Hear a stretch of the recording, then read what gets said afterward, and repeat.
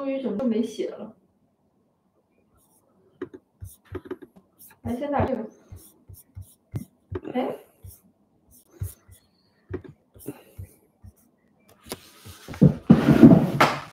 打 ，nice。OK， 大家可以听见吧？我们一起来看一下这个 XAI 发布的 GROK4 的发布会。这个现在 X 平台上还没有开始直播。刚刚最新消息是will begin soon。去倒杯水。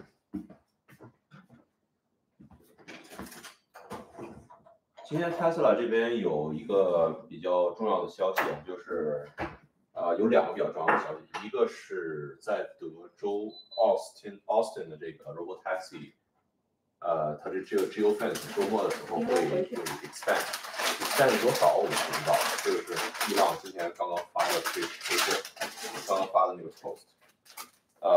另外一个是在加州的 Robotaxi 应该会在1-2个月之内会给批下来。就是这个是 Robotaxi 今天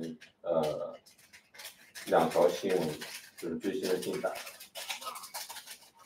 其实加州的这个我倒没有那么的，就这个确实对于 Robotaxi 也是很重要吧。但是我觉得它只要是在我个人还是认为，就是它在 Austin 这一个城市，如果你做的足够安全、足够好，把这个 safety driver 能够有信心的拿掉，那这个实际上就。It's sufficient in the short term， 但是如果能在加州开始运营的话 ，it's even better。OK， 我们看一下有没有最新消息，还没有啊，我们大家再耐心等待一下。今天这个 GROK4 发布之后，非常有可能会在接下来的一个 FSD 版本里面被加到所有的特斯拉上。所以这个作为我们特斯拉投资者也是应该是比较exciting 的这么一个 news， 因为你想一想，在一个车里面真正有一个真正的人工智能助手，不是说像那个什么国内那种小爱什么的，就是随便跟你聊聊天，然后给你指个航导航什么的。这个你将来甚至可以说，你在做你的 FSD 的时候，你就可以用语言指令跟他说，哎，你这道走的不对，你刚刚为什么没有下道，对不对？或者说你看到前面那个黄色的楼嘛，你就我想进那个楼里面去买点东西，对吧？你这样的话，有可能会给这个 Tesla 的这个车增加一些更多的好的 feature。比如说你在车上说，哎，我现在觉得太热了，你帮我调一下温度什么的。但是这个在国内的一些车上肯定也都会有。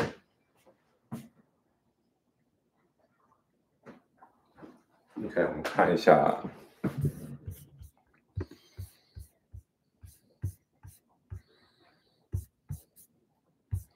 这个直播的时间一般来说都是会比较，一般都会迟到啊，一般都会迟到。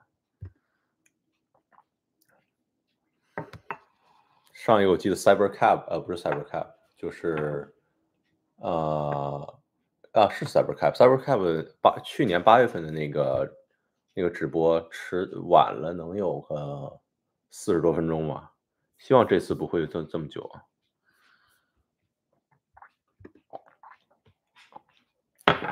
Okay, let's see. XAI. 他们在打龙了。Okay, still nothing. 优势的怎么变成劣势？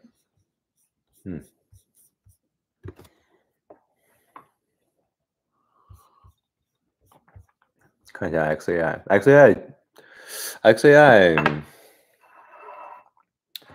昨天还是今天，他的 CEO 主动辞职啊。这个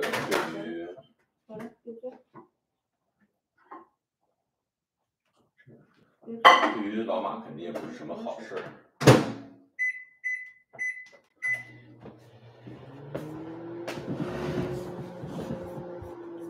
OK， 他们现在在招 React Frontend Engineer、C++ Backend。Porter 是干嘛的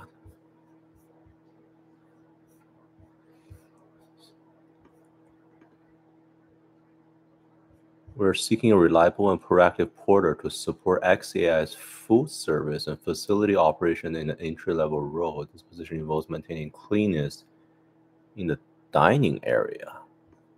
Huh.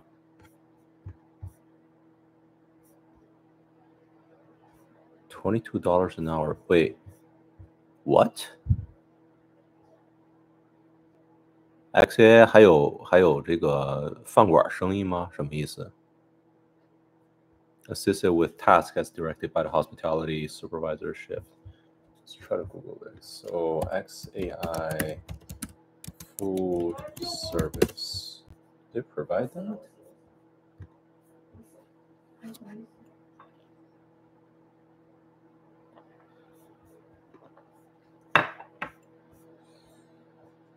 Hospitality supervisor. 哦，这可能就是给 XAI 的那个食堂的吧？食堂招那些师傅什么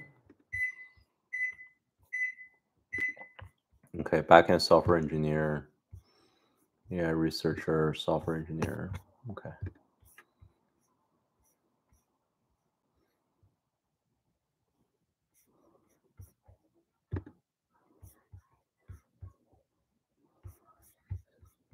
Okay, the live stream will begin soon.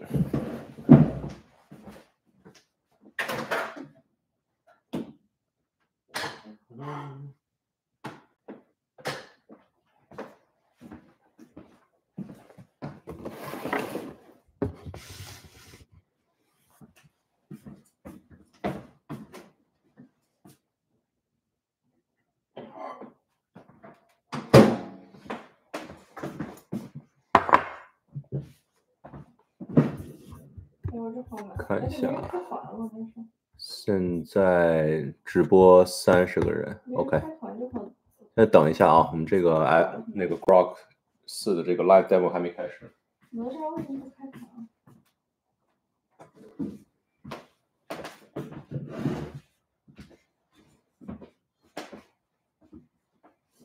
我靠，我被卡住了。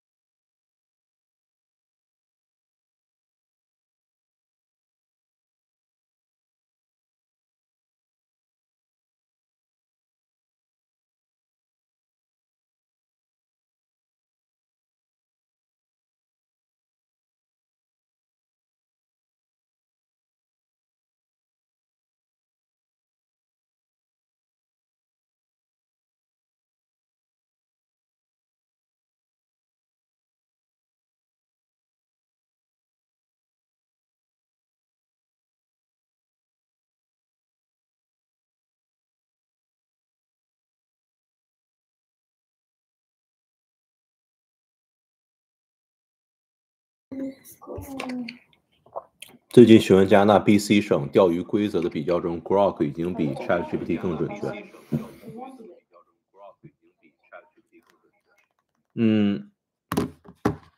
其实做搜索来讲的话 ，Perplexity，其实是大家最通用的那个，就是做那种比较准确的信息搜索。但是 GROK 它可能就是它的信息源来自于就是 X 平台，所以说它对于实时新闻会更好一些。但是 it's true， 就如果说X 平台上大家有讨论这种就是比较最新的这种钓鱼规则的话，它应该是有可能在某些知识方面会比ChatGPT 要更好一些。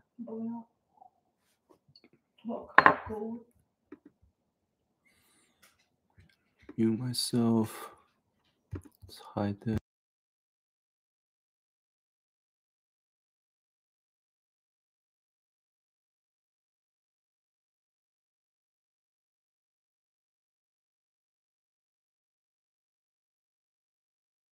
哎，我好奇啊，大家最近 Tesla 的仓位有变动吗？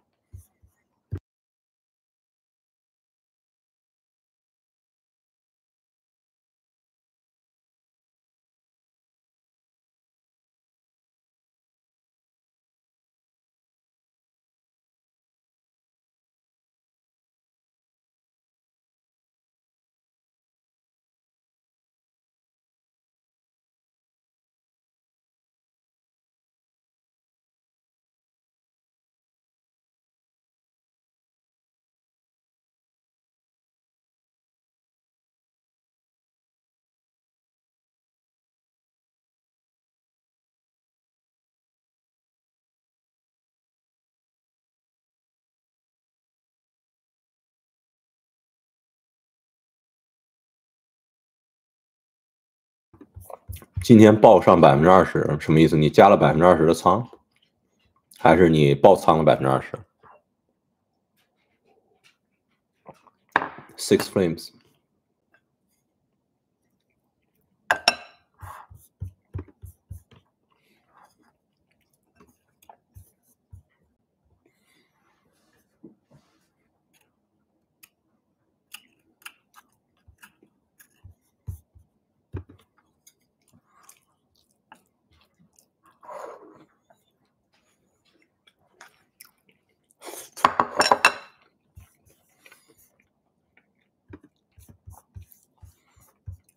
希望今天没变，希望今天特斯拉上到350，我希望特斯拉今天能上600。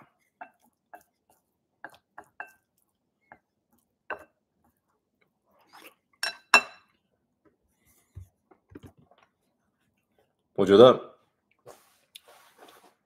特斯拉9月30号以后没有这个7500块钱的 tax credit 之后，它会面临一定的压力，这个至少是财务上的压力。这个财务上的压力会影响到，在财务上至少会影响到它的 earnings EPS， 就是它的利润，然后会在一定程度上影响它的自由现金流。我个人觉得自由现金流更重要一些，因为你利润这个东西，特斯拉之前也亏过钱，但是你公司只要有现金，这长期来讲的话，你能挺过这个困难的阶段，它就不是什么问题。面临这个压力之后，如果特斯拉想要破局的话，2个方法，或者说有2个爆发点嘛，一个是这个便宜车型，另外一个就是 Robotaxi 的这个增长。上一次直播如果大家有看的话，我跟大家说过，这个 Robotaxi 将来这个爆发最重要的一点就是它什么时候能把这个 Safety Monitor 给去掉。因为一旦 Safety Monitor 去掉的话，它在德州一个城市实际上它就有潜力在几个月之内做到，这我个人认为啊，就是它一个月之内有潜力做到跟 Tesla 目前所有卖车业务的这个利润的这个总和。哇，XAI 真的是放鸽子大王，是说晚上11点8点 PST，现在都晚了半个小时了。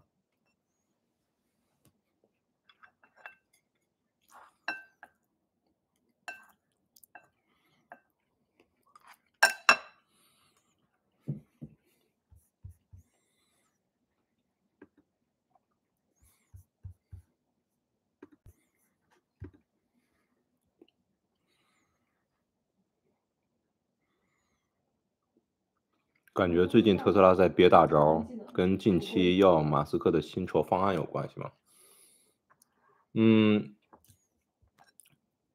其实我觉得 Tesla 最近它的最好的新闻就是不要有新闻，就是 I'm talking about robotaxi don't have any accidents，OK？它现在robotaxi 上路了能有1个多礼拜，我估计它的总里程数，几30-40万，我估计少说也有20多万英里吧，就是总的里程数，多的话能有30-40万英里左右。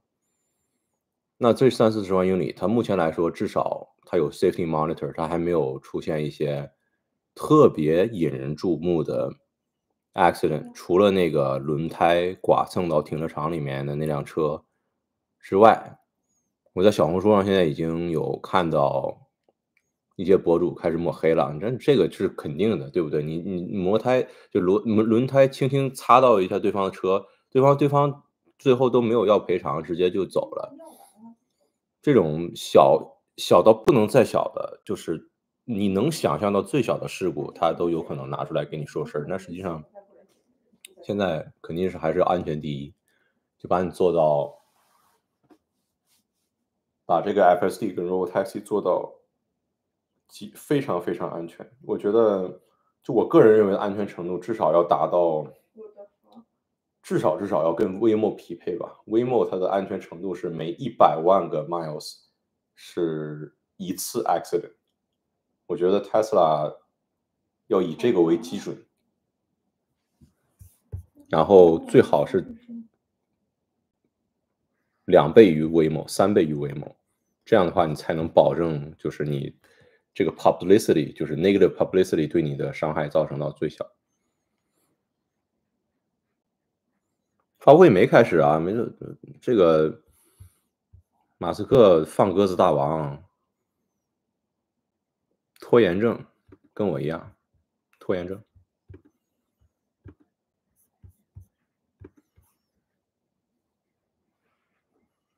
说吧。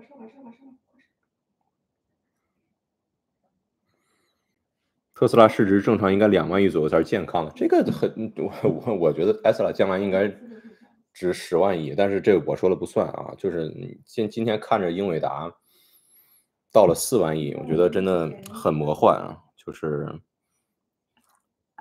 苹果当年到1万亿的时候是什么时候？2014、15年，我觉得第一次突破万亿市值的一个公司应该是非常震撼的。然后你想想，这才过了多少年？10年左右都不到，我们就出现了第一个4万亿公司，太魔幻了。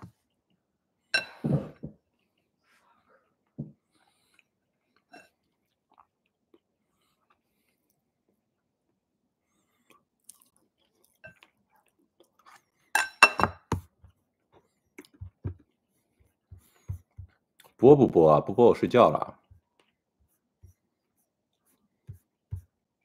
哎，不能睡觉，等着看 GROK4什么时候能上特斯拉呢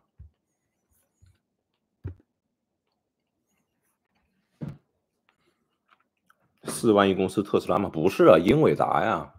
NVIDIA 今天碰了一下4万亿，然后下来了。特斯拉要是4万亿的话，现在股价就是1200了。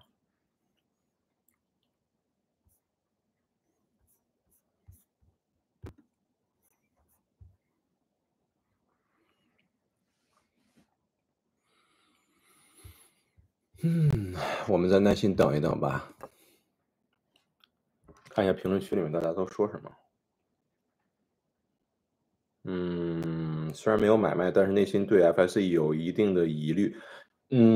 我觉得 FSD 是很少OK，我个人觉得 FSD 在某种程度上可能有点影响我们投资者的判断，就是说，就我什么意思呢？我们现在用的 FSD，它在不同的地区，它多多少少都会犯一些错误。然后它犯错误的时候，我们就会觉得说，哎，FSD 它没有准备好，那它 Robotaxi 可能就 not ready。但事实上呢，这个判断是错误的，因为它在 Austin 实际上做了很多的优化。这个优化，比如说我记得之前看老于的那个视频上，他说的是，比如说在某一条道上有哪些指示路牌，有哪些停牌，有哪些限速带，有哪一些呃，就是就是在地图上，它会在 Austin 那个区域会标得很清楚。标很清楚之后呢，那实际上就会很大程度上减少车子犯错的这个几率。呃，而且 FSD 其实你看它会闯红灯，它会校区超速，但是它很少很少，或者说你可以非常信任它不去撞车，不去撞人。这个观点我是之前在视频中不止一次说过，就它本身的安全性能是真的非常非常好。所以这个有时候我们 FSD 车主在自己用的时候，觉得说，哎，我还需要接管，那他是不是没有 ready？这个实际上是一个怎么说呢？是一定程度上误判嘛。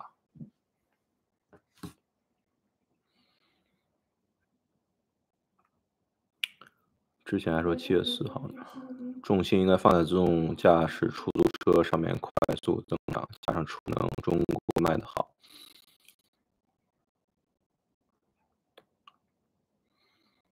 拿了其他牌子的钱，黑粉是一定有的，小米还有黑粉呢。我不是华为的黑粉，是就你一直在说遥遥领先，然后但是华为跟小米实际上它都有自己的受众群体，对吧？我我是特斯拉的粉丝，但是呢，我也不会去黑小米或者黑华为。但是很多这个特斯拉的粉丝会很看不上小米或者华为，华为跟小米的粉丝也看不上特斯拉粉丝，这个就不一定是说拿了钱，就可能就是说我对一个品牌非常就是非常喜欢，我就并不喜欢其他品牌，实际上各有各的好处嘛。你看小米它的内饰确实要做的比特斯拉要舒服啊，这肯定是啊。但是小米的这个3电能力，包括它的自动驾驶，它肯定比不上特斯拉的，对吧？这萝卜青菜各有所爱嘛。这是本人的声音吗？我一直以为是 AI，我声音这么像 AI 吗？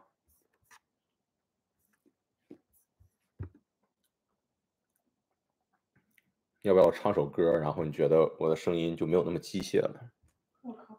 主播看好特斯拉吗？一般般吧。我准备拿到10倍左右，你觉得这个算是看好吗？感觉最近是故意压低股价，啊，其实说实话，如果老马真的要是在 Tesla 上面多上心的话，Tesla 股价应该今天绝对不止如此。你看现在，真的是 Meta、Apple 不是啊，Meta、Microsoft、Nvidia 这些公司一个接一个的破新高，然后看一下我们的特斯拉就在那儿趴着。靠着川大爷破了一次新高之后，就再也没回来。请问博主对于 Model Q 有什么看法？特别是特斯拉现金部分预期有何时发布？Model Q 它主要还是说帮助特斯拉的一个销量增长，因为 Tesla 现在怎么说呢？就是我觉得它盈利多少对于我来说不重要。对于华尔街来说，它肯定是更看重这个汽车数量的增长。呃，你盈利肯定是最好，但是如果你要是保持目前一定的盈利，然后比现在的增长快1倍、快1.5倍的话，这肯定是好事。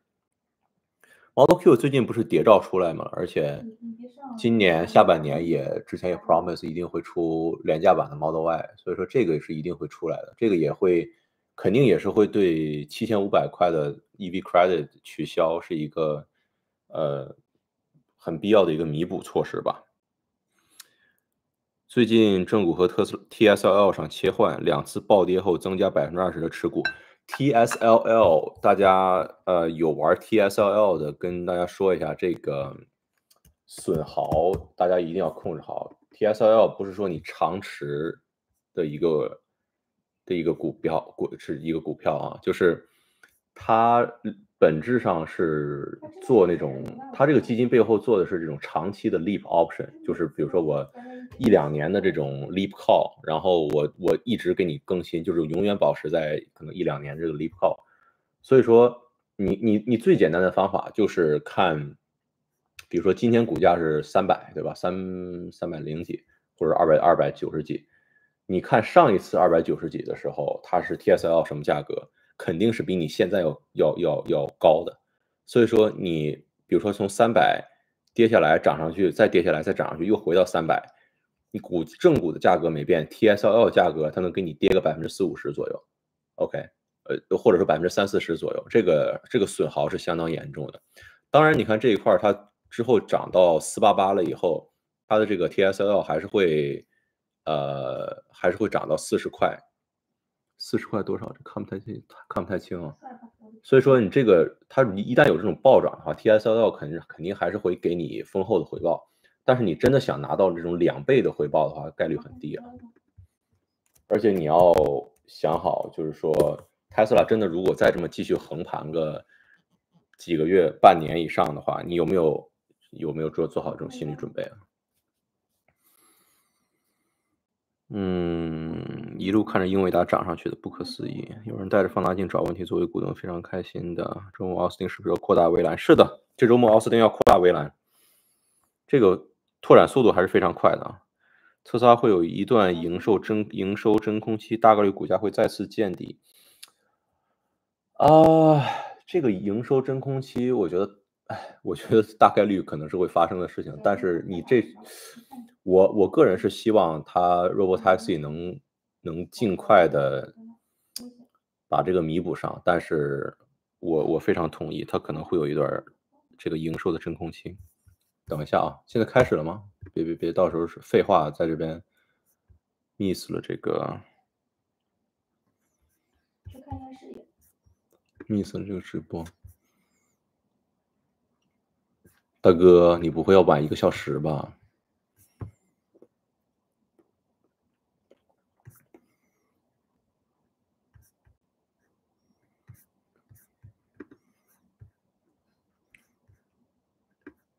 你在逗我吗？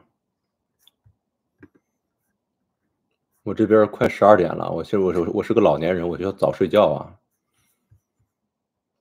我是一个35岁的老年人。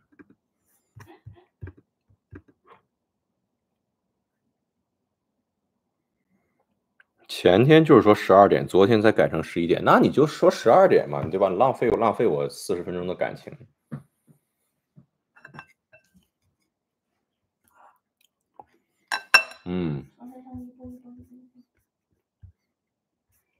既然我们要熬夜的话，就吃点夜宵吧。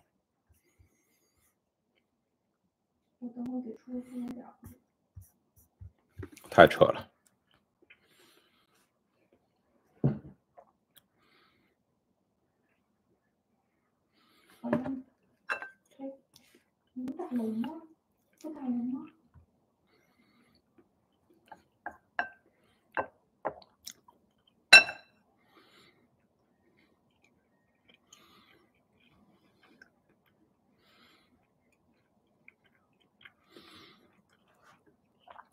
9月底前销量肯定非常好 ，True。9月30号之前会有一波非常非常好的销量的 boost， 但是9月份之后，它如果没有这个廉价车的话，销售断崖式的暴跌，估计是。你看加纳就知道，加纳今年2、3月份的时候吧，取消那个 EV credit，现在就加拿大销量就之前很多人要买的，然后现在就观望了。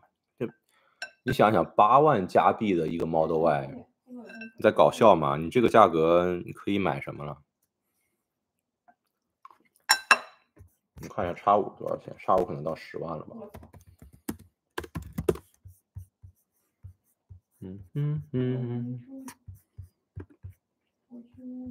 ？Let's look at Ontario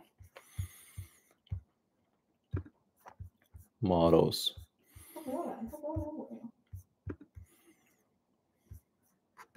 Build and price. 啊，那就是X3的价格。反正8万 Model Y 感觉很多人觉得很贵的。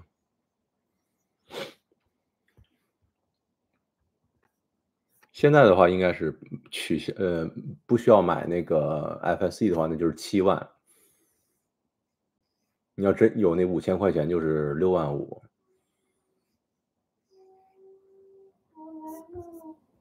Anyways，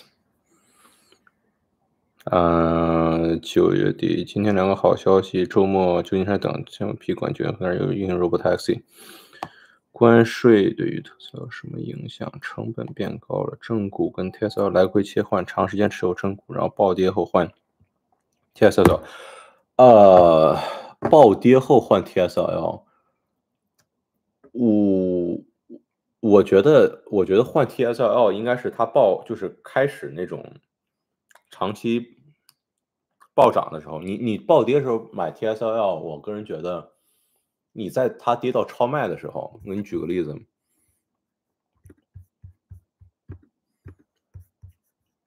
比如说 Tesla 对吧？你现在你看它这个线，我觉得你在这儿买 TSL， 它跌到这个超卖的程度对吧？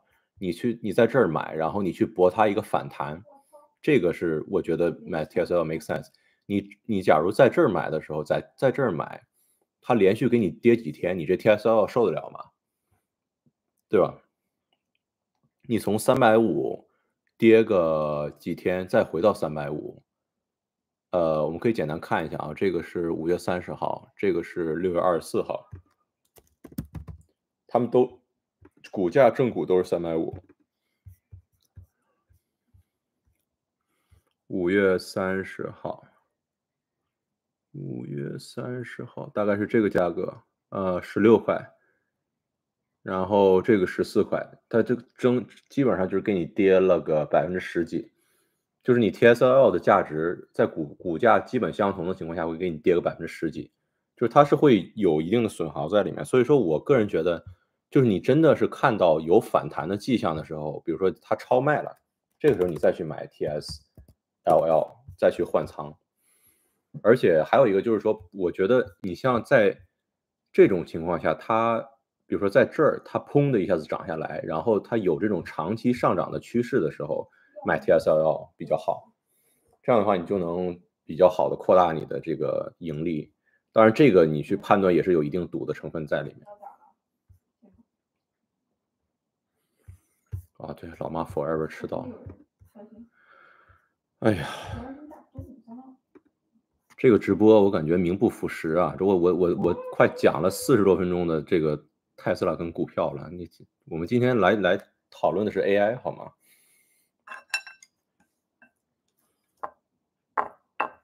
所有观众，你们进来今天就是被骗了啊！你们今天看不到这个 GROK4 了。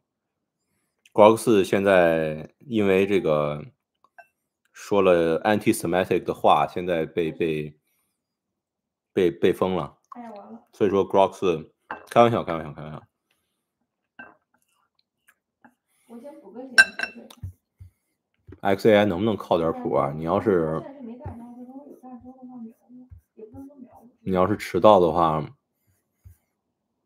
你就跟我们说12点再开，对吧？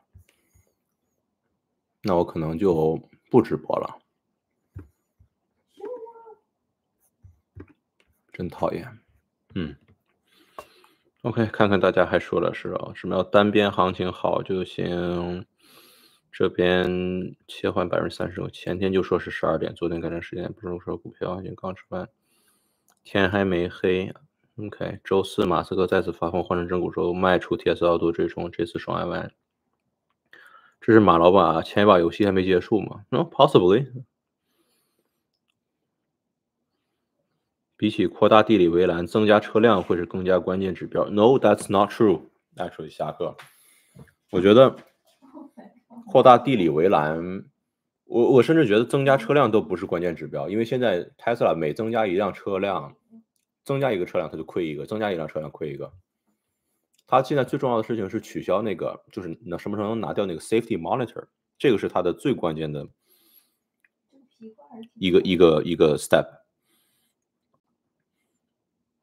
因为它收费不可能是要跟 Uber 收一个价钱，对吧？它如果不跟 Uber 收一个价钱，它比 Uber 低的话，那它成本就需要降下来。你的这个 safety monitor 就相当于 Uber 上面的司机。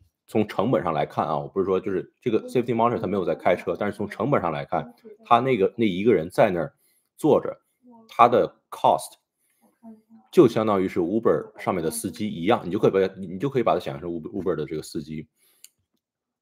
这个 monitor 在上面一天，这个 robotaxi 的 story 就基本上还没有，至少在这个财务上的这个 story 它就还没有成立。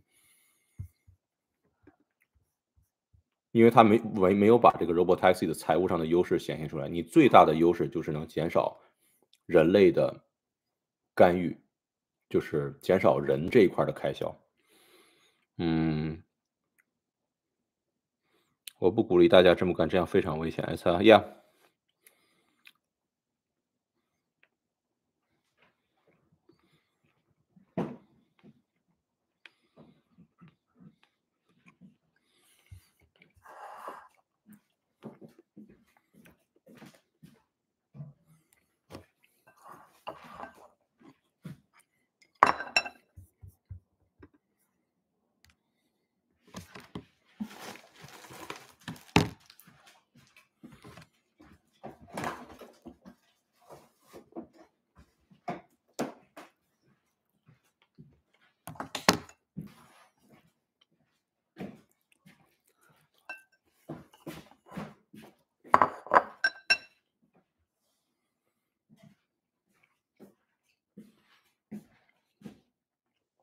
给我喝一口。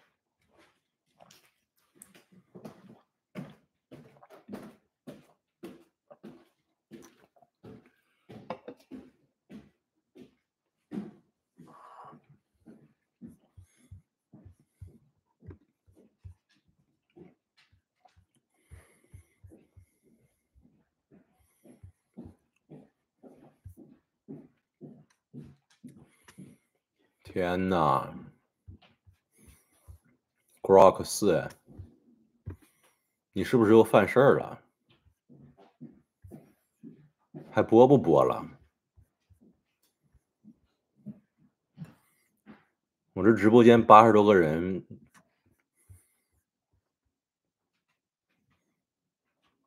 你这耍我们大家玩呢是吧？49分钟之前的 GROK4 live stream will begin soon。这是不是老马发的呀？他的这个 soon 可能就是1个小时，可以是1个小时。然后robotaxi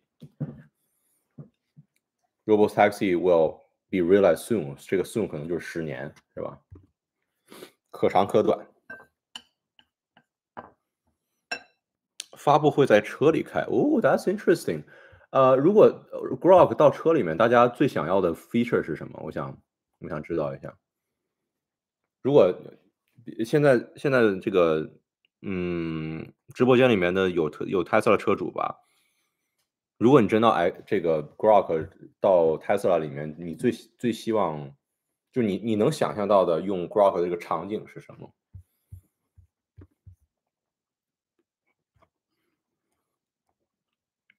哎呀 ，YouTube 能不能搞一个那种？我现在有点不想在 YouTube 上直播了，光我一个人说，我想跟大家聊聊天儿。感觉这种 conversation 像 X 平台上面那个，就像 Clubhouse 那样，你可以别人 tune in，大家互相聊一聊多好。这种的话就是我一个人在说。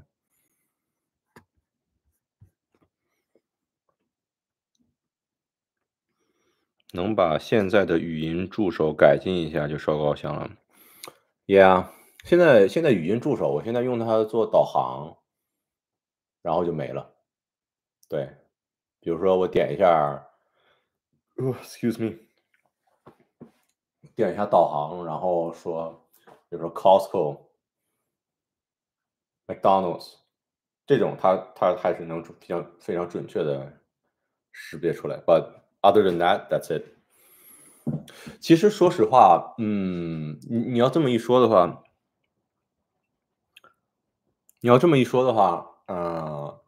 我们在 FSD 开车的时候，现在它还是会侦测你的眼睛，对吧？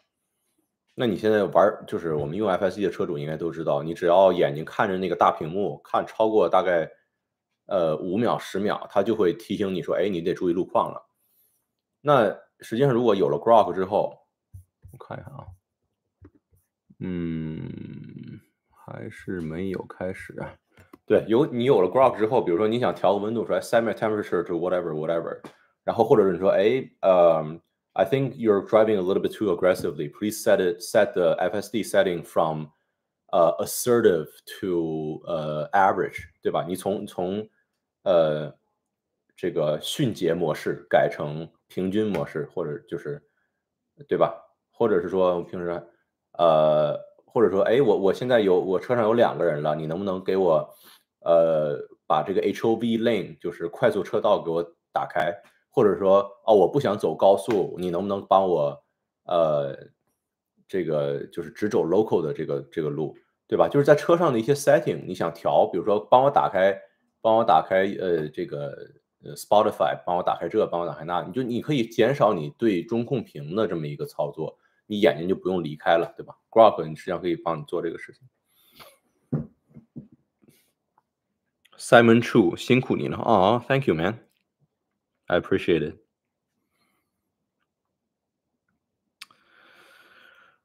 看他这次迟到什么理由？上次发布会就是说有人现场晕倒了。这次理由是在等Trump。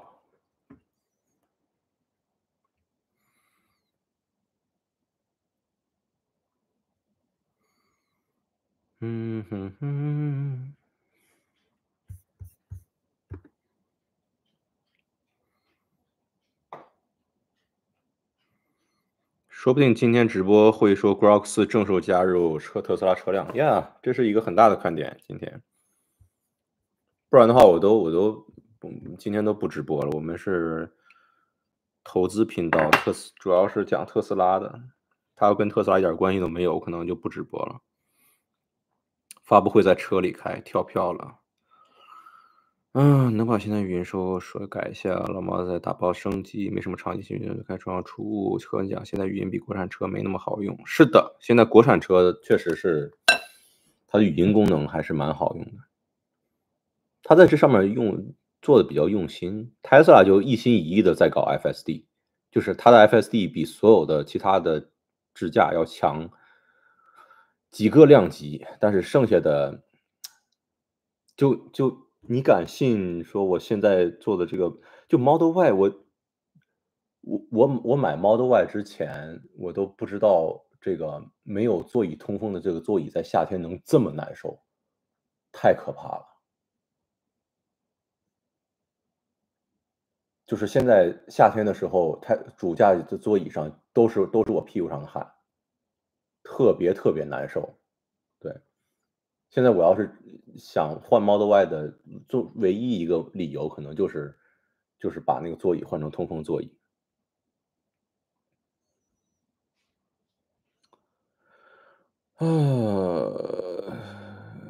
如果 FSC 能和 GROK 对接，请变道。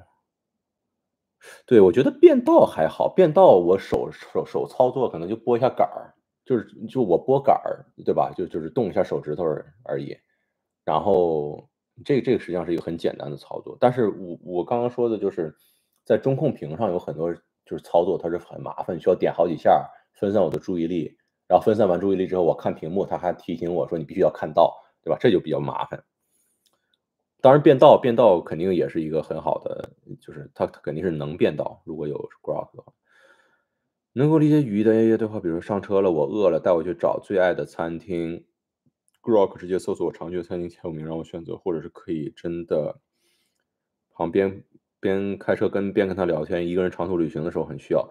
Interesting，现在，我前两天在我们公司，就是我在面我们公司内部的一个职位，就是最近公司要换一个 team，然后我在准备这个 interview 的时候，我一直在跟GROK 去做这种 prep interview，比如说我跟 GROK 说，哎，我要 apply some position，然后pretend you're the hiring manager，ask me a whole bunch of questions，然后我会跟他说，哎，我现在是什么，就是你可能会问我什么问题，就是我会跟他有这种 conversation 去聊，他相当于就是一个 career advisor，对于我来说，他是扮演这样一个角色。然后前一阵子呢，我跟 GROK 在聊天的时候，就这个实际上就是大家用 ChatGPT 也好，用 GROK 也好，它这个语音聊天实际上现在就是他就是一个人，他呃，在前两天我是跟他一起聊了一个关于人生哲学的问题，是怎么回事儿？是跟他聊，好像是我觉得好像是就是人生到底是怎么才能达到人生的终极快乐啊？还是什么？反正是一个特别哲学的问题，我就跟他聊，然后跟他聊，相当于就是我聊了能有至少10多分钟嘛。我觉得 Grok 实际上他对于你的这个理解，就是还是他还是很会聊天儿的。我觉得就是心理疏导，或者说任何在口头上、语言上，就是不需要特别1是1、2是2的那种场景啊，他特别适合跟你聊天儿。一个人长途的时候确实很有用。啊，嗨，小外去带我们常去的麦当劳。开车的时候能准确闭嘴就行。你开 Grok Voice Mode，他无法明白你那句是说给他听，那句话不是。你尝试告诉 Grok 下面这句话对我偶尔会问你，但是他不能准确识别哪句话是对他说，哪句话是对其他说。FCM 的都不行。Yeah，这个其实，你可以开关嘛，就比如说 Hey Grok，或者说 Grok，tell me something，然后你就开始跟他对话，然后你想让他闭嘴的时候，Hey Grok stop，或者 Grok shut the fuck up，也可以，就是 be polite。OK，you're talking to an next generation AI，别到时候人家真变成 AGI 之后过来搞你，对吧？或者就是 be polite and say Grok stop，然后 we're having our own conversation，Grok 就停了。吹定换新 Y，哎，我也想啊。已经考虑很久哦，你说你想吹的换新 Y 已经考虑很久。Lock，你现在是老 Y 吗？啾啾说发布会结束了吗？大家也想谁告诉啾啾发布会结束了吗？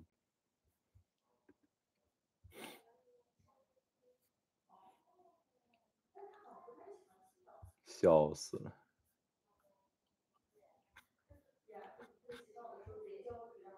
我们应该在 Grok 的 Live 平台就跟他说 is the live stream over？Lock，你的车是什么车呀？要不是因为22年国产外，我买了6个月降价。哦，你在国内是吧？现在成果断，我现在就果断买断。啊，OK，你是22年买的，然后你这个车贬值比较严重是吧？因为它降价了。嗯，应该快了。刚才 XAI 团队是OK，总算开始了。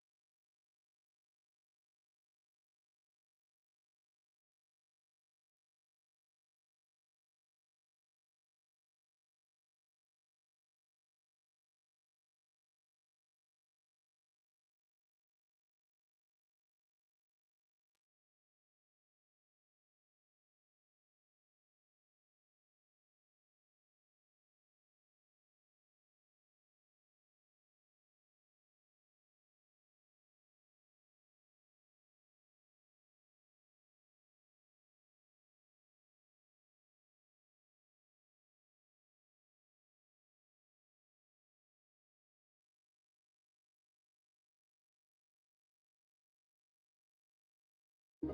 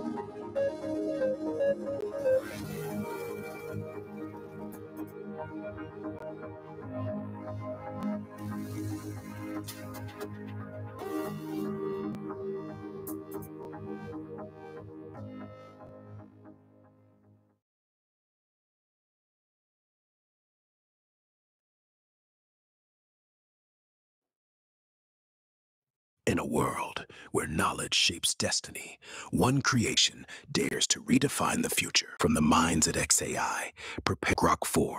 This summer, the next generation arrives. Faster, smarter, bolder. It sees beyond the horizon, answers the unasked, and challenges the impossible. GROK4, Unleash the Truth, coming this summer. All right, welcome to the GROK4 release here. This is the smartest AI in the world, and we're going to show you exactly how and why. It really is remarkable to see the advancement of artificial intelligence, how quickly it is evolving.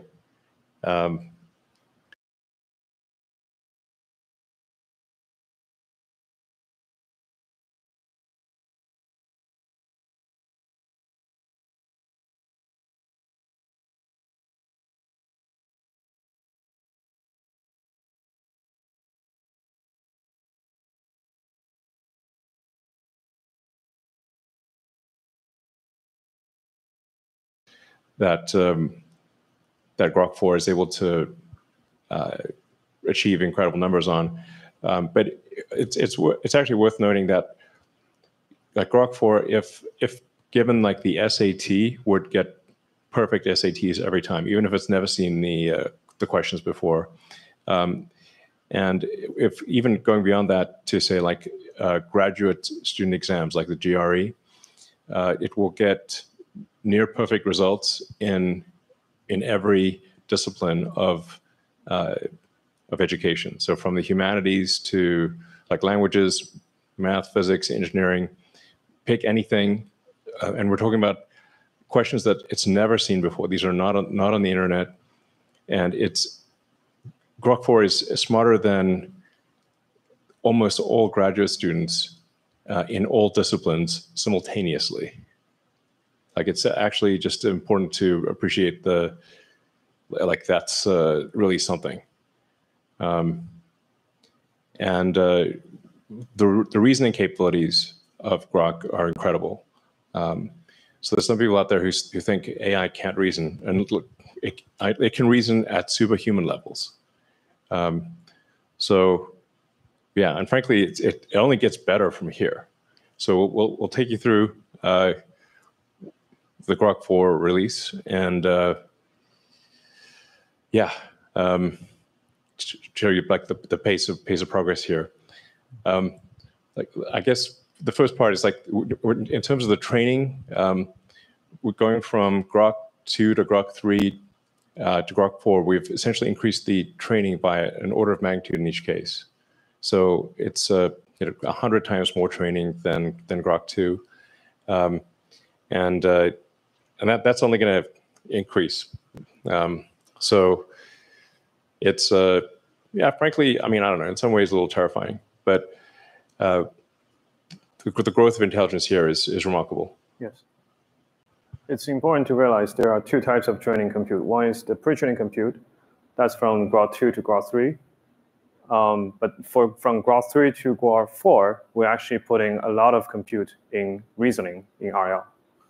Yeah, and just like you said, this is literally the fastest moving field. And GROK2 is like the high school student by today's standard.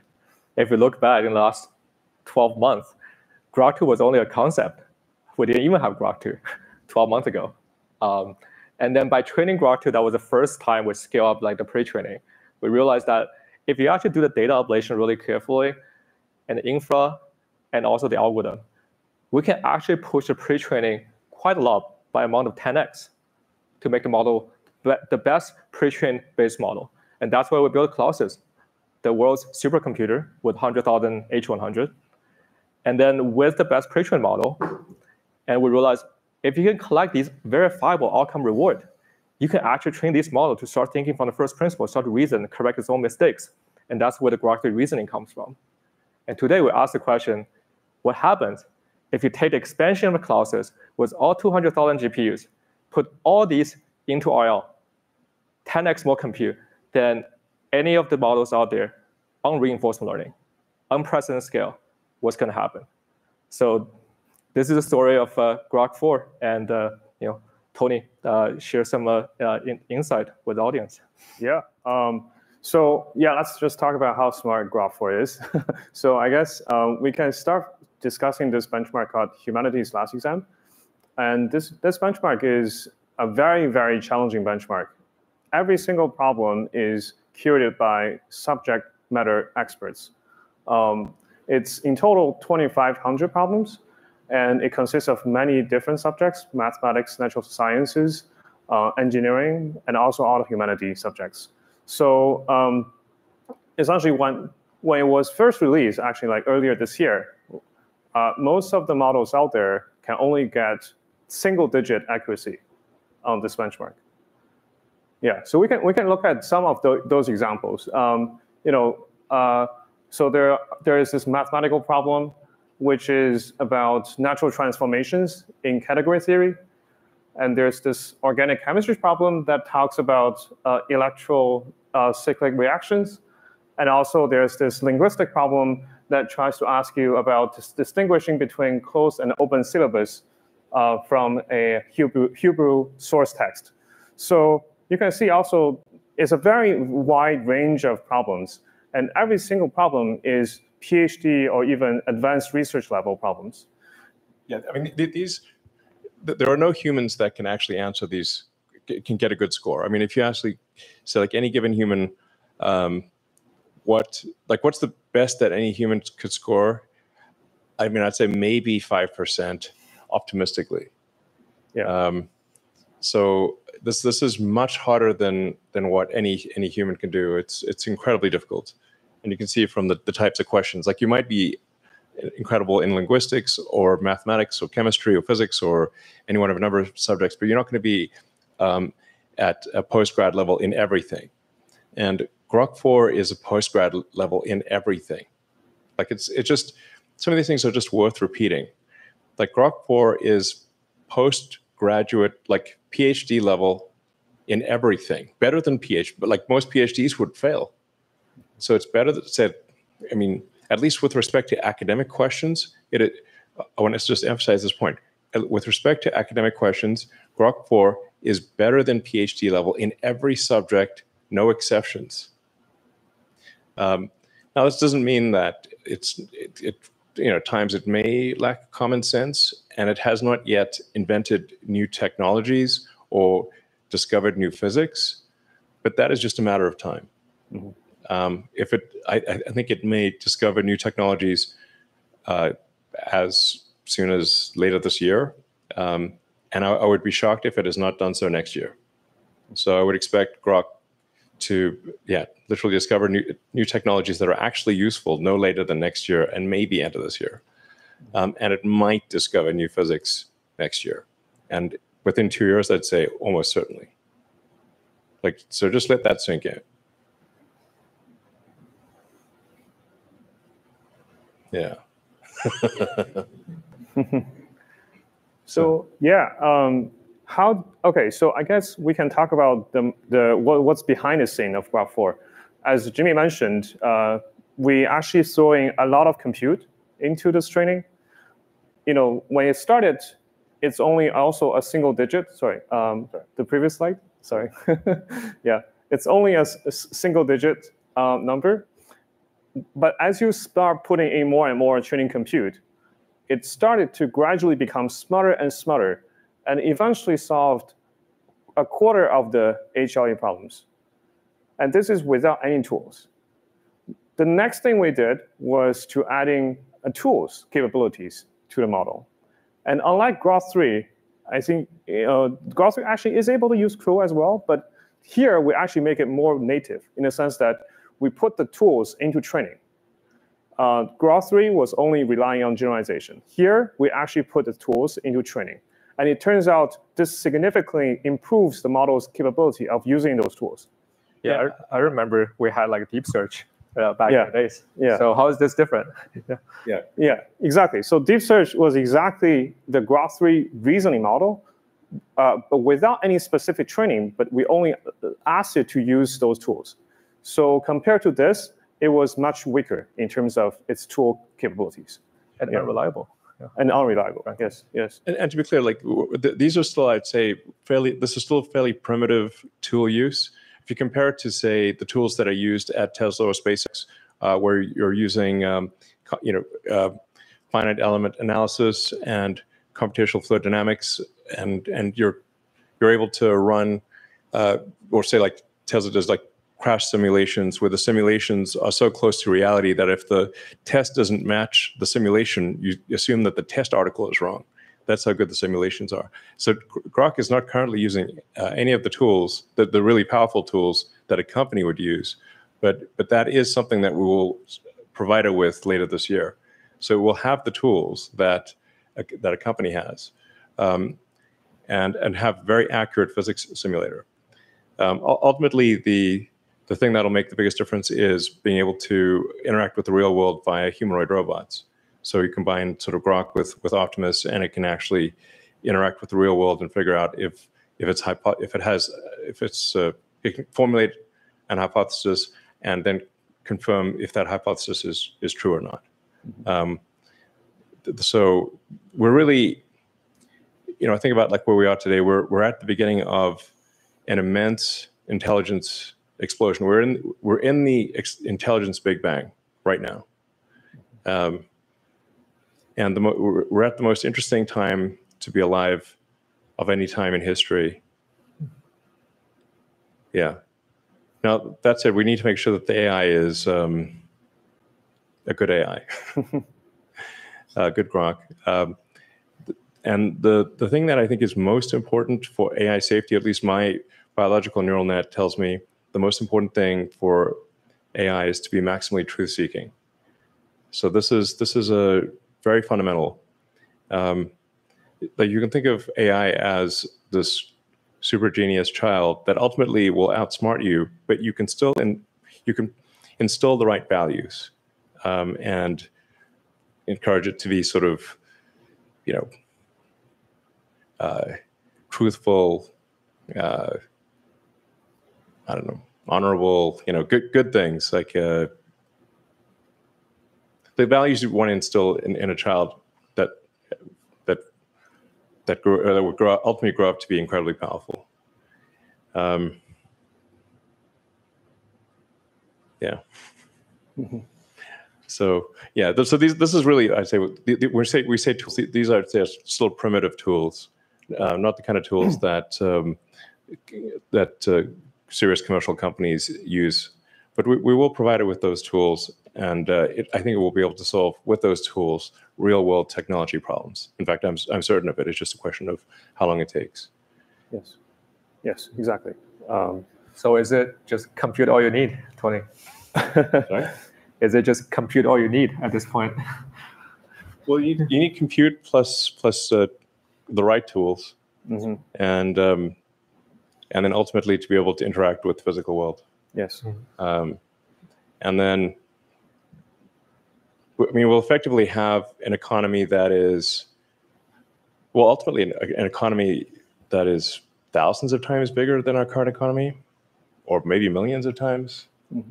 I mean, if you think of civilization as percentage completion of the Kardashev scale, where Kardashev 1 is using all the energy output of a planet, and Kardashev 2 is using all the energy output of a sun, and 3 is all the energy output of a galaxy.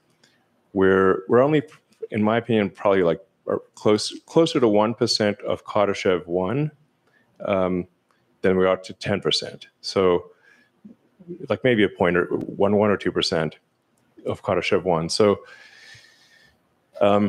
we will get to most of the way, like 80-90% Kardashev 1, and then hopefully, if civilization doesn't self-annihilate, and then Kardashev 2, like it's the actual notion of a human economy, assuming civilization continues to progress, will seem very quaint in retrospect. Mm-hmm. It will seem like sort of cavemen throwing sticks into a fire level of economy compared to what the future will hold. Mm-hmm. I mean, it's very exciting. I mean, I've been at times kind of worried about like, well, you know, is this seems like it's somewhat unnerving to have intelligence created that is far greater than our own. Mm-hmm. And will this be bad or good for humanity? It's like I think it'll be good. Most likely it'll be good. Yeah.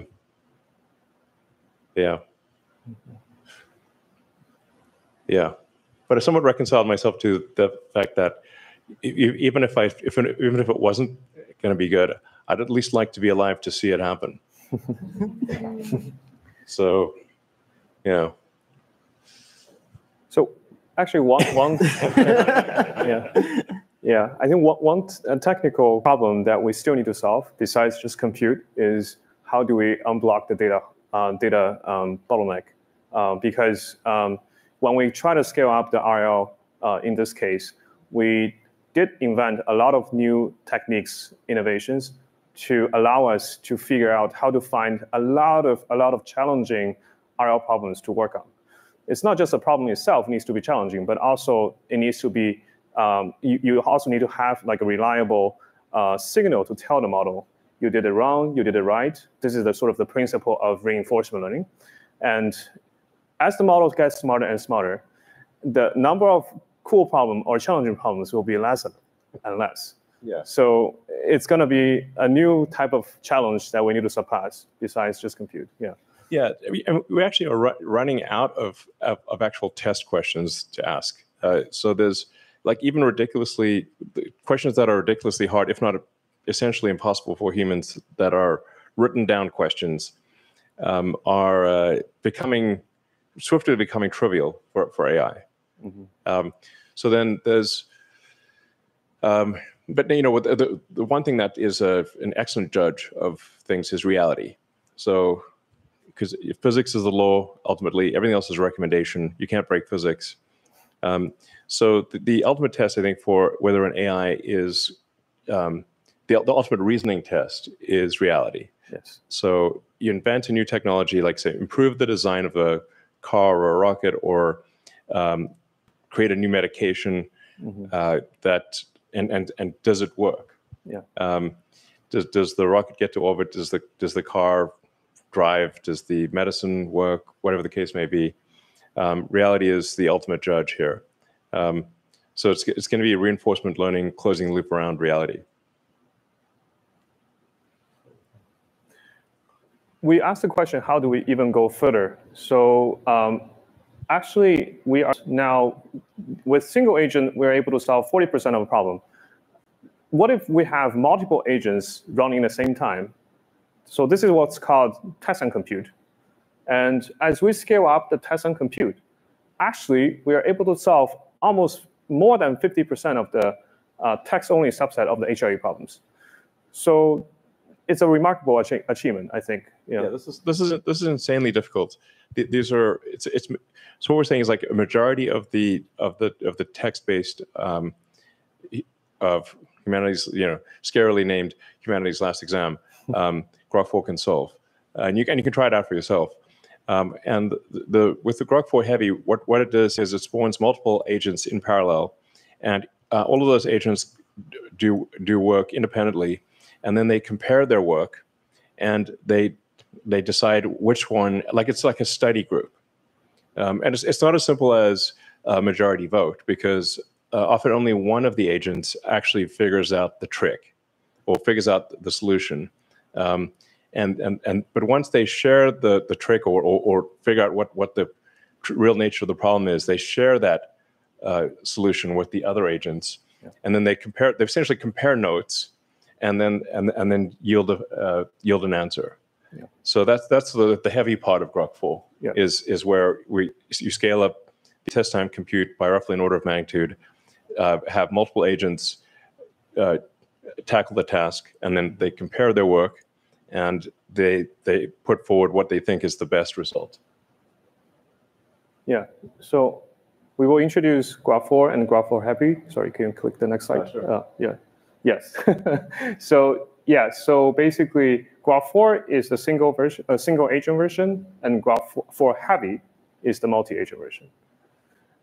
So let's take a look how they actually do on those exam problems and also some real life problems. Yeah. So we're going to start out here, and we're actually going to look at one of those HLE problems. This is actually one of the easier math ones. I don't really understand it very well. I'm not that smart, but I can launch this job here, and we can actually see how it's going to go through and start to think about this problem. While we're doing that, I also want to show a little bit more about like what this model can do and launch a GROK4 Heavy as well. So everyone knows Polymarket. It's extremely interesting. It's the seeker of truth. It aligns with what reality is most of the time.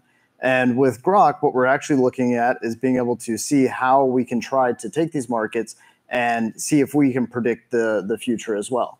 So as we're letting this run, we'll see how GROK4 Heavy goes about predicting the World Series odds for like the current teams in the MLB. And while we're waiting for these to process, we're going to pass it over to Eric, and he's going to show you an example of his. Yeah. So I guess one of the coolest things about GROK4 is its ability to understand the world and to solve hard problems by leveraging tools like Tony discussed. And I think one kind of cool example of this, we asked it to generate a visualization of two black holes colliding. And of course, it took there are some liberties. It's in my case actually pretty clear in its thinking trace about what these liberties are. For example, in order for it to actually be visible, you need to really exaggerate the scale of the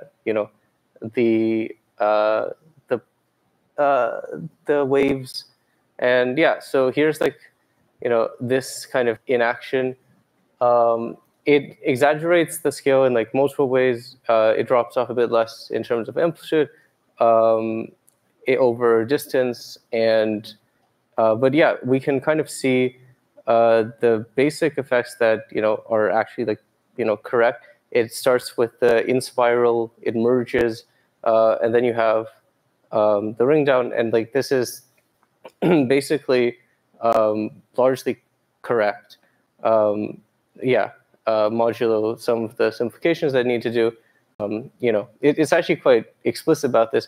It uses post-Newtonian approximations instead of actually computing the general relativistic effects at near the center of the black hole, which is incorrect, and will lead to some incorrect results. But the overall visualization is is basically there. And you can actually look at the kinds of resources that it references. So here it actually, it obviously uses search. It gathers results from a bunch of links, but also reads through a undergraduate text in analytic gravitational wave models. It reasons quite a bit about the actual constants that it should use for a realistic simulation. It references, I guess, existing real-world data, and it's a pretty good model. Yeah. But actually going forward, we can give it the same model that physicists use, so it can run the same level of compute that so leading physics researchers are using, and give you a physics accurate black hole simulation. Exactly. Just right now, it's running in your browser. So yeah, this is just running in your browser. Yeah, exactly. Pretty simple. So swapping back real quick here, we can actually take a look. The math problem is finished. The model was able to, let's look at its thinking trace here. So you can see how it went through the problem. I'll be honest with you guys, I really don't quite fully understand the math, but what I do know is that I looked at the answer ahead of time, and it did come to the correct answer here in the final part here. We can also come in and actually take a look here at our World Series prediction. And it's still thinking through on this one, but we can actually try some other stuff as well. So we can actually like try some of the X integrations that we did. So we worked very heavily on working with all of our X tools and building out a really great X experience. So we can actually ask, the model, find me the XAI employee that has the weirdest profile photo. So that's going to go off and start that. And then we can actually try out, let's create a timeline based on X post detailing the changes in the scores over time, and we can see all the conversation that was taking place at that time as well. So we can see who are the announcing scores and like what was the reactions at those times as well. So we'll let that go through here and process.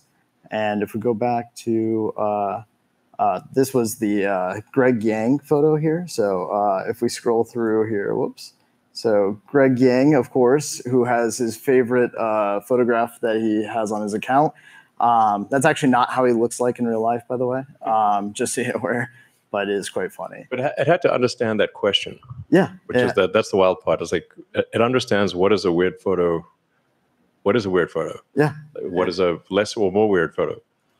It goes through, it has to find all the team members, it has to figure out who we all are. It, right. Searches this X. is without access to the internal XAI personnel logs. No. It's literally looking at just at the internet. Exactly. So you could say like the weirdest of any company. Yeah. To be clear. Exactly. And we can also take a look here at the question here for the humanities last exam. So it is still researching all of the historical scores, but it will have that final answer here soon. But we can, while it's finishing up, we can take a look at one of the ones that we set up here a second ago. And we can see like, it finds the date that like Dan Hendricks had initially announced it. We can go through, we can see, OpenAI announcing their score back in February. And we can see, as progress happens with like Gemini, we can see like Kimi, and we can also even see, the leaked benchmarks of what people are saying is, if it's right, it's going to be pretty impressive. So pretty cool. So yeah, I'm looking forward to seeing how everybody uses these tools and gets the most value out of them. Yeah, it's been great. Yeah, and we're going to close the loop around usefulness as well. So it's like it's not just book smart, but actually practically smart. Exactly. All right.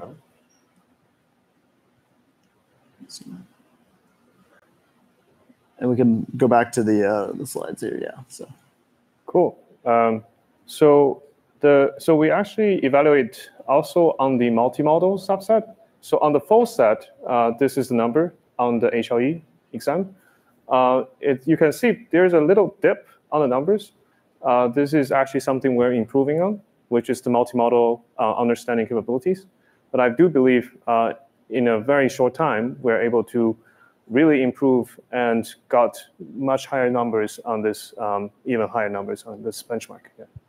Yeah, this is we still like what is the biggest weakness of Grok currently is that it's sort of partially blind. It can't, its image understanding, obviously, and its image generation needs to be a lot better. And that's actually being trained right now. So GROK4 is based on version 6 of our foundation model, and we are training version 7, which will complete in a few weeks. And that'll address the weakness on the vision side. Mm-hmm. And just to show off this last here, so the prediction market finished here with a heavy, and we can see here, we can see all the tools and the process it used to actually go through and find the right answer. So it browsed a lot of odd sites. It calculated its own odds comparing to the market to find its own alpha and edge. It walks you through the entire process here, and it calculates the odds of the winner being like the Dodgers, and it gives them a 21.6% chance of winning this year. So, and it took approximately 4.5 minutes to compute. Yeah, that's a lot of thinking. Yeah.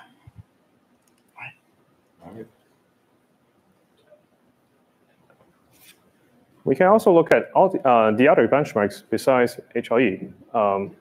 As it turned out, GROK4 excelled on all the reasoning benchmarks that people usually test on, including GBQA, which is a PhD level problem sets.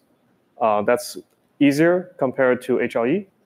On AMI 25, American Invitation Mathematics exam, with GROK4 Heavy, we actually got a perfect score.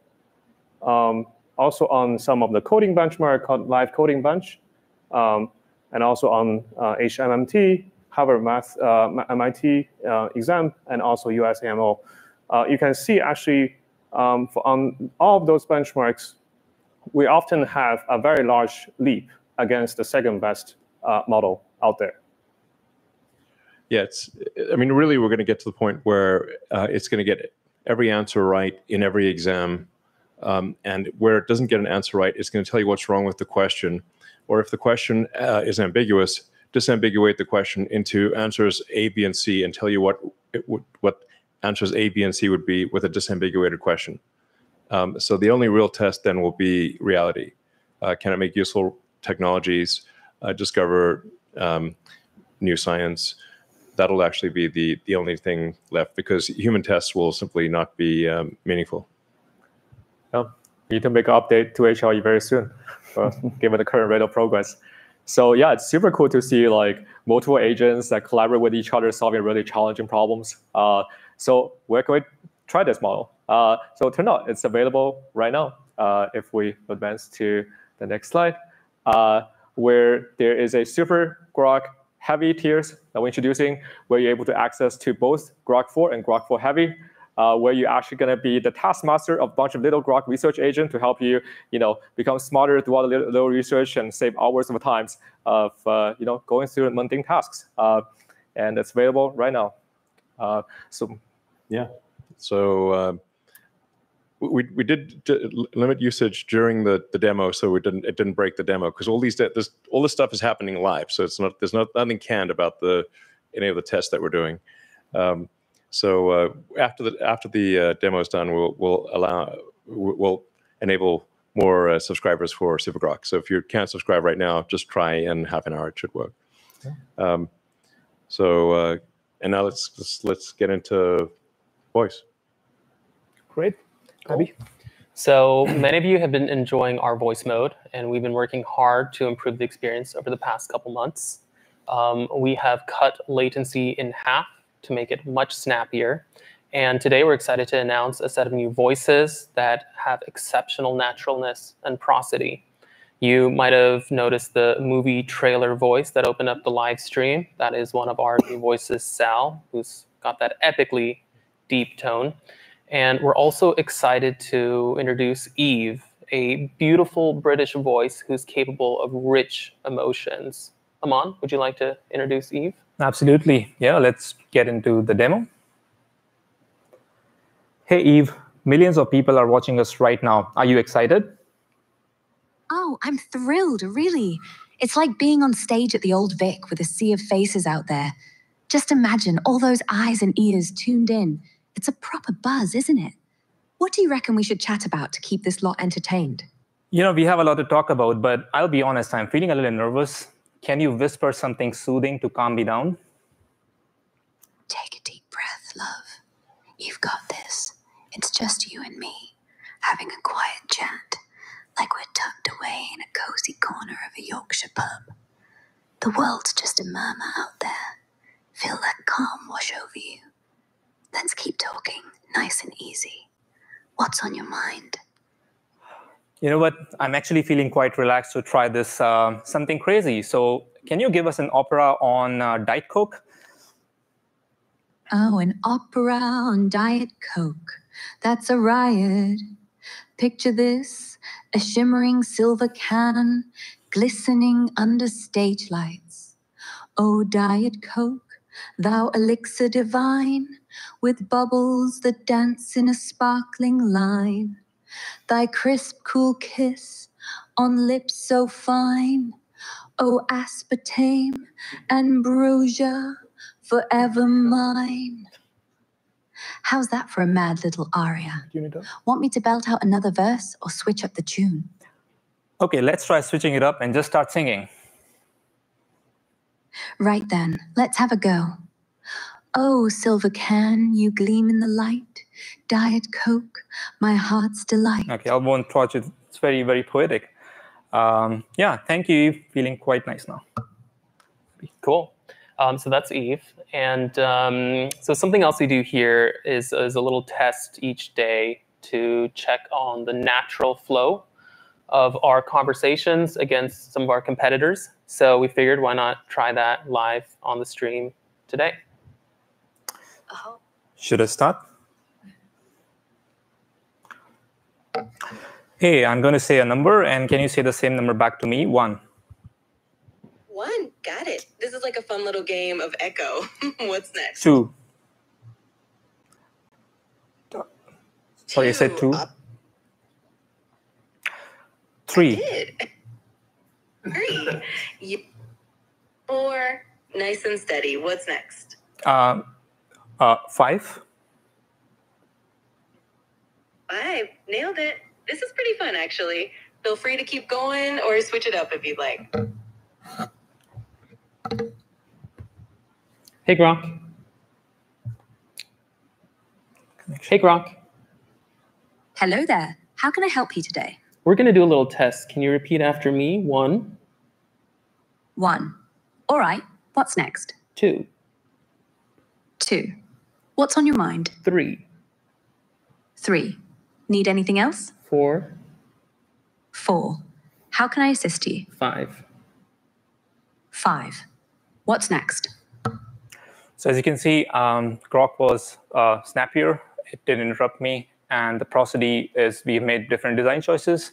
I think we were shooting for something more calm, smooth, more natural versus something that's more poppy or artificial. So we'll keep improving on these fronts.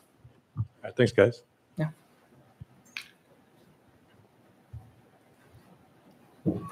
Yep. So since the launch of the voice model, we actually see the 2x faster end-to-end latency in the last 8 weeks, 5 different voices, and also 10x the active user. So GROK Voice is taking off.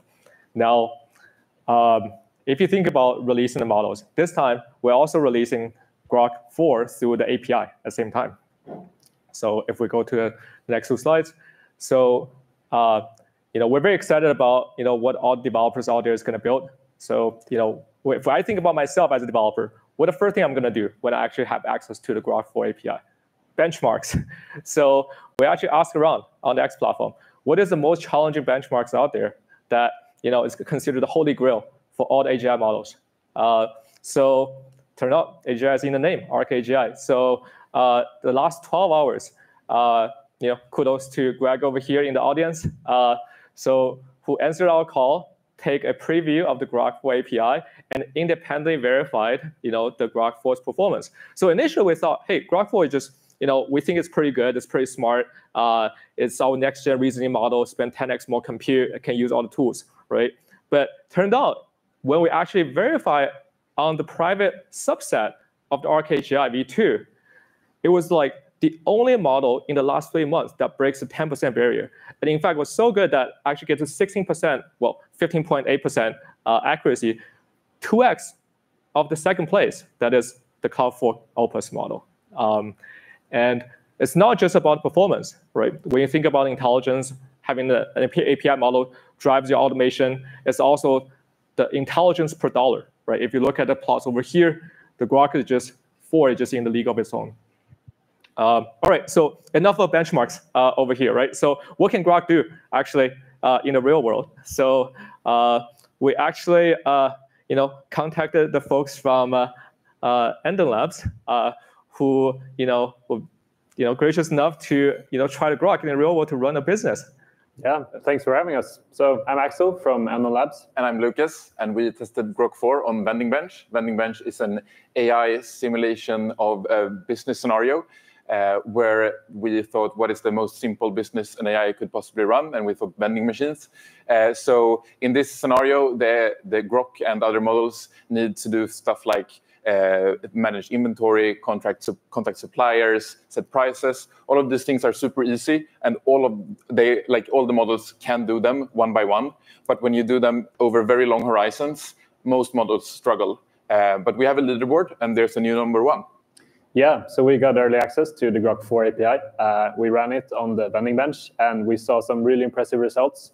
So it ranks definitely at the #1 spot. It's even double the net worth, which is the measure that we have on this eval. So it's not about the percentage on or a score you get, but it's more the dollar value in net worth that you generate.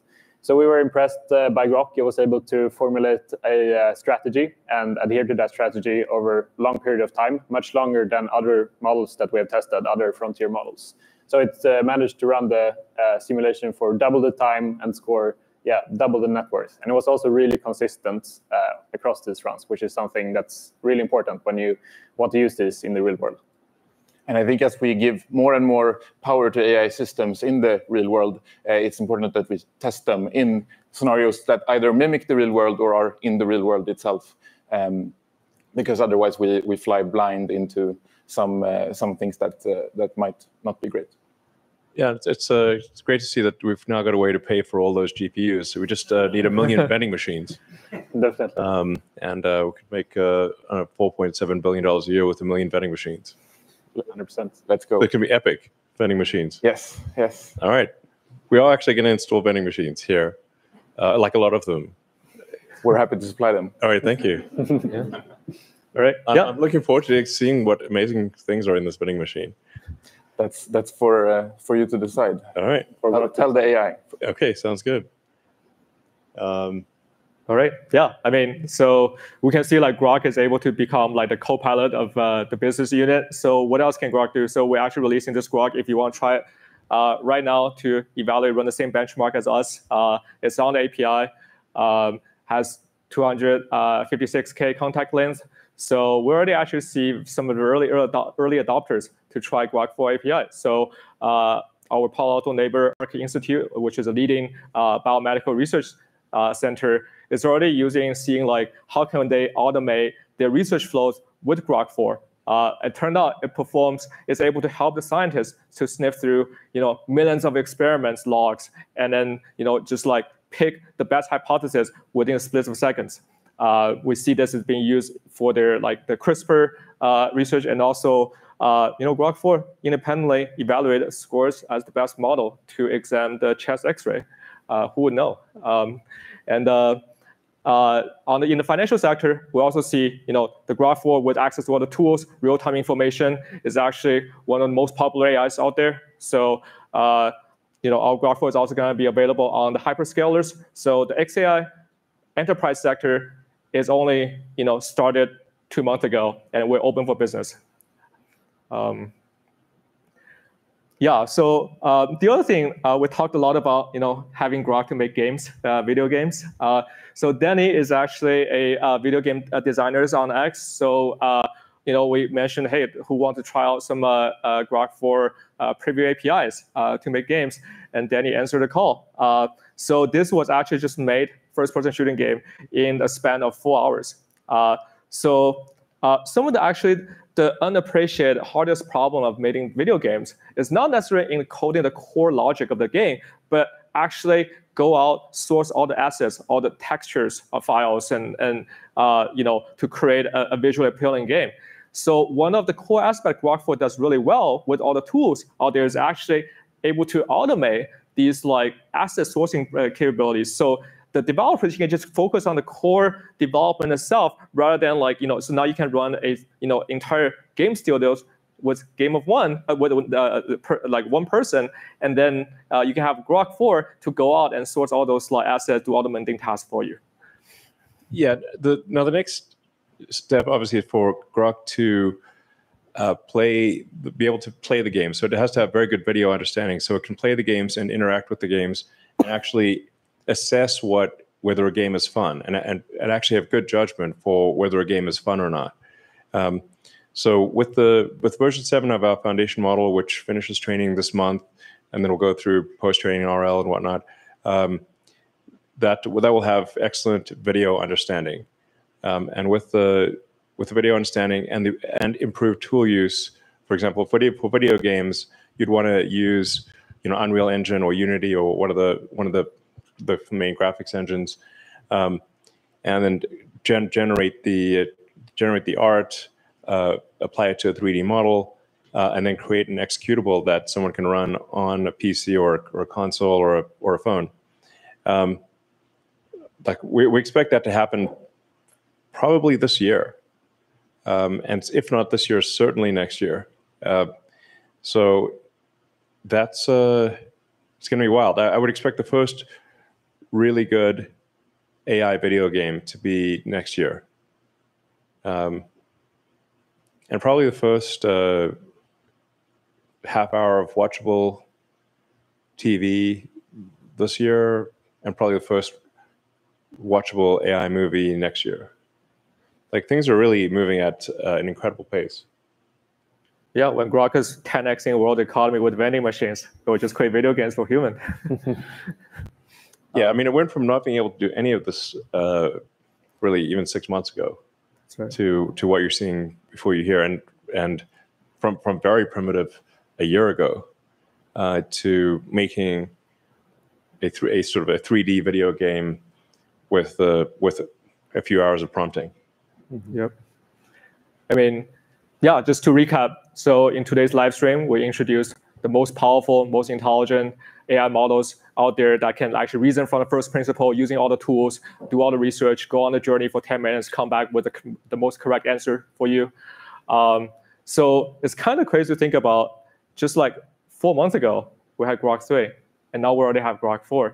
And we're going to continue to accelerate as a company, XAI. We're going to be the fastest moving AGI companies out there. So what's coming next is that we're going to continue developing the model that's not just intelligent, smart, think for a really long time, spend a lot of compute, but having a model that actually both fast and smart is going to be the core focus, right? So if you think about what are the applications out there that can really benefit from all those very intelligent, fast, and smart models, and coding is actually one of them. Yeah, so the team is currently working very heavily on coding models. I think right now the main focus is we actually trained recently a specialized coding model, which is going to be both fast and smart. And I believe we can share with that model with you guys, with all of you in a few weeks.